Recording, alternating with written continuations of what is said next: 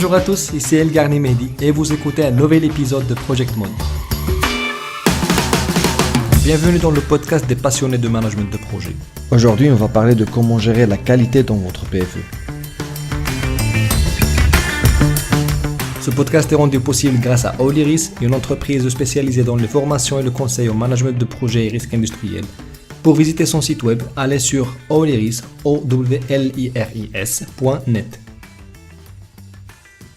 Dans le dernier épisode, on a vu comment gérer les coûts de votre projet pour le livrer en respectant le budget alloué.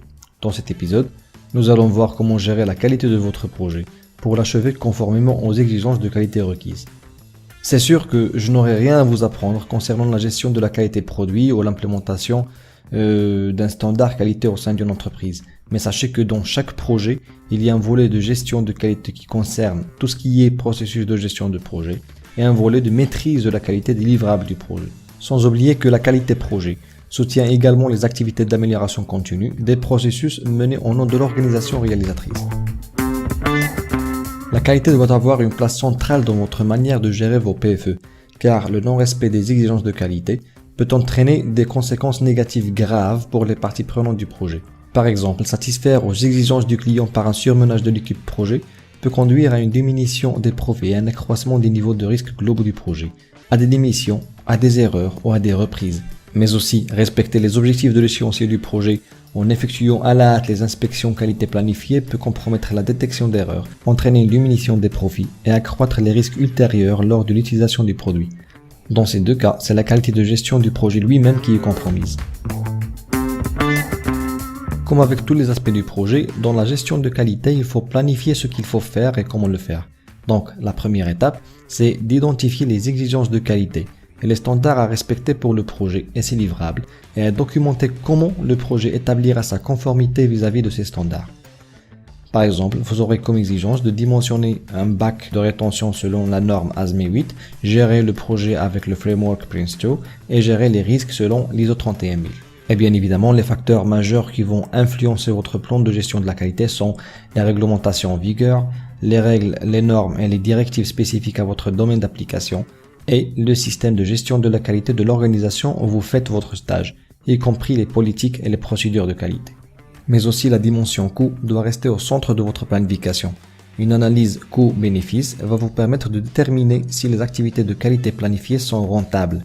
C'est vrai que les avantages principaux de la satisfaction aux exigences de qualité sont plusieurs, notamment une diminution des reprises, une plus grande productivité, une réduction des coûts, un degré de satisfaction accru de la part des parties prenantes et une meilleure rentabilité. Mais il faut tout de même évaluer le coût de votre démarche qualité en comparaison de l'avantage attendu. Comme sortie alors, vous aurez un plan de gestion de la qualité contenant les standards de qualité utilisés pour le projet, les rôles et les responsabilités en matière de qualité, les livrables et les processus du projet faisant l'objet d'une revue de la qualité, les outils de qualité qui seront utilisés pour le projet, et enfin, vous aurez les métriques de la qualité qui sont les indicateurs du niveau de maîtrise de la qualité de votre projet. La deuxième étape est de gérer la qualité, ce qui consiste à transformer le plan de gestion de la qualité en activité. L'intérêt principal ici, c'est d'augmenter les chances d'atteindre les objectifs en termes de qualité et d'identifier les processus inefficaces et les causes de qualité médiocre via des audits par exemple. Vous pouvez bien sûr faire appel au département qualité de l'organisation afin de vous aider dans la tâche. Comme sortie, vous aurez l'élaboration des documents d'évaluation qui sont utilisés pour évaluer la réalisation des objectifs de qualité. Ces documents peuvent comprendre les checklists et les fiches de contrôle par exemple et constitueront la base documentaire qui vous aide à faire les contrôles qualité. Enfin, vous devrez maîtriser la qualité de votre projet. Et cela consiste à effectuer les contrôles planifiés et auditer les processus de gestion de votre projet. L'intérêt principal de la maîtrise est de vérifier que les travaux et les livrables du projet répondent aux exigences spécifiées par les principales parties prenantes pour une acceptation finale. Comme sortie, vous aurez bien sûr les résultats documentés des activités de maîtrise de la qualité et vos livrables seront désormais vérifiés et n'attendent que l'accord du client final en vue d'une acceptation formelle. Récapitulons. La gestion de la qualité de votre projet est divisée entre deux grands volets. Le premier concerne la vérification de la bonne application des processus de gestion de projet.